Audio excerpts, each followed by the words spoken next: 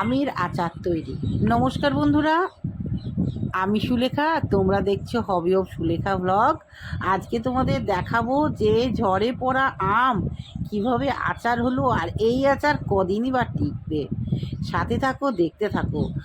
আম মানেই হচ্ছে কাঁচাতেও খাওয়া যায়, আবার টক করেও খাওয়া যায়, আচার করেও খাওয়া যায়, আবার পাকলেও খাওয়া যায়। সব রকম আমের সম্ভার আমাদের বাড়িতে আছে। আমাদের বাড়িতে যেহেতু বড় বাগান, আম কাঁঠালের বাগান, তো দর্শক বন্ধু, আমাদের বাড়িতে আচার করতে নাই, মানে আমাদের নিজে হাতে, কিন্তু আমার মেয়ে প্রতিবার করে। তো শুরু করে দিয়েছে, যেহেতু ছোটো ছোটো দুটো বাচ্চা, রাত্রেই শুরু করে দিল।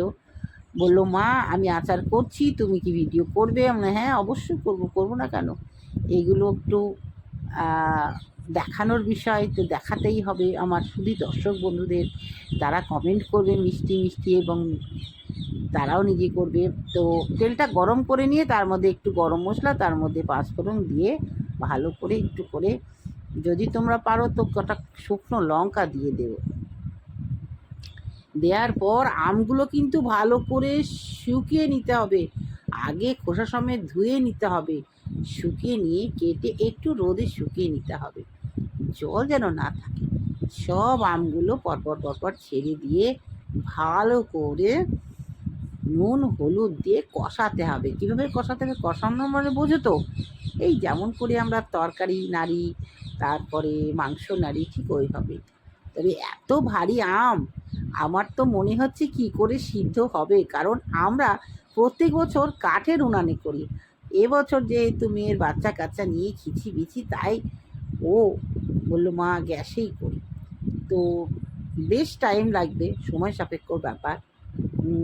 তবে ব্যাপারটা হচ্ছে, এটা একটু ভাজা ভাজা করলে একটু ভালো হয়। তাই সবগুলো দিয়ে সুন্দর করে তেলটা একটু বেশি দেবে, একটু ভাজা ভাজা করে নিতে হবে। ভাজা ভাজা করে নিয়ে সুন্দর করে কি করতে হবে অবশ্যই বলবো, পরপর স্টেপ দেখতে থাকো। তবে দর্শক বন্ধু, আমি যে বাগানগুলো করেছি নতুন, সেই বাগানের চারিদিকে আমার আম গাছ। তো যখন ঝড় হলো গিয়েছিলাম বাগানে, তো গিয়ে দেখি কত আম পড়ে আছে, কত আম পড়ে আছে, কি মজা লাগছে। ছোটোবেলায় সেই আম কুড়োনোর কথা মনে পড়ে যাচ্ছে। আমি আবার ঝুড়ি নিয়ে গিয়ে আমগুলো সব সাইজ করে রেখে দিলাম। আমার কর্তাকে বললাম, তুমি সব কুড়িয়ে নিয়ে এসো। তার সঙ্গে একটা নাচনার ডালও ভেঙে গেছিলো। তো যাই হোক, ভালো করে কষিয়ে নিয়ে আখের গুড় দিতে হবে। কেউ যদি মনে করে চিনি দেবো, চিনি না, এটা সম্পূর্ণ আখের গুড়ের আচার।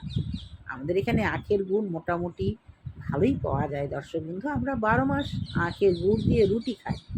অবশ্যই আখের গুড় খাবে, কারণ আখের গুড় খেলে পেট ঠান্ডা থাকে, জন্ডিস হয় না। আর রোদের যা তাপ, এখন বাইরে যাও বা ঘরেই থাকো, তাপ তো লাগছেই গায়ে। তাই দর্শক বন্ধু, গুড় যেভাবে হোক খেতেই হবে। সেটা তোমরা শরবত করে খাও, রুটি দিয়ে খাও, বা এইভাবে আচার করে খেতে পারো। দিয়ে এবার গুড়টাকে দিয়ে নাড়াচাড়া করে এবার ঢাকা দিয়ে দিতে হবে। যত ভেপার দেওয়া যাবে তত আমটা ভালো করে সিদ্ধ হয়ে যাবে। হ্যাঁ, অনেকে বলতে পারো যে ম্যাডাম পেছনে খোসাটা রেখেছো কেন? কারণ একটাই, গোটা আমটা থেকে যাবে। খোসাটা রেখে দিলে ওর মতন ওকে বাইন্ডিং করে রেখে দেবে, আর যদি খোসা ছাড়ানো হয় সব গলে যাবে।